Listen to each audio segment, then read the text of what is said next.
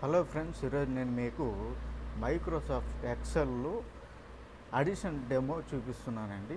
ఇప్పుడు H353 cell అండి. ఇక్కడ సెల్లు ఏ సెల్ నెంబర్లో ఉన్నామనేది చూపిస్తుంది. మెయిన్ మనము ఇప్పుడు పర్టికులర్ ఎక్కడో సెల్లు నొక్కేస్తాము, ఆ సెల్లు నెంబరు తెలియదు. నీకు ఓన్లీ ఆల్ఫాబెట్ మాత్రం తెలుస్తుంది మీకు.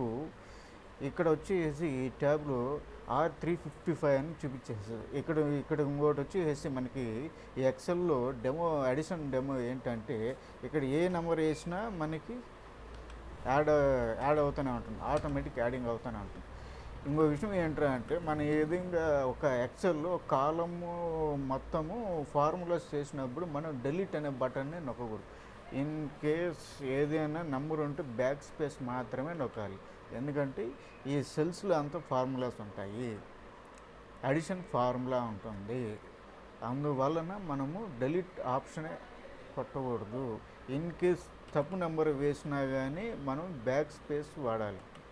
ప్రతి ఒక్కరు గుర్తుపెట్టుకొని తప్పు నెంబరు టైప్ చేస్తే ఖచ్చితంగా బ్యాక్ స్పేస్ వాడాలి. ఎంటర్ కొడితే ఇదే బ్యాక్ స్పేస్ ఖచ్చితంగా వాడాలి. ఎవరైనా కానీ బ్యాక్ స్పేసు, ఎందుకంటే ఈ సెల్స్లో అంతా అడిషన్ ఫార్ములా ఉంటుంది.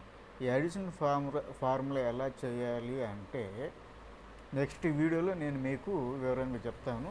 ఊరికి జస్ట్ ఎక్సెల్ ఫార్ములా ఎలా ఉంటుంది, ఈ ఎక్సెల్ షీట్లు ఈ ఫార్ములాస్ ఎందుకు యూస్ అవుతాయి అనేసి ఊరికి సింపుల్ డెమో వీడియో ఒకటి చూపిస్తున్నాను. ఒకవేళ షాప్ పెట్టుకున్నా కానీ, మెడికల్ షాప్ పెట్టుకున్నా కానీ, ఏజెన్సీ పెట్టుకున్నా కానీ మీకు సపరేట్గా ఎక్సెల్ షీట్ అనేది ఏ విధంగా అడిషనల్ సబ్ట్రాక్షన్ మీరు క్రియేట్ చేసుకోవచ్చు.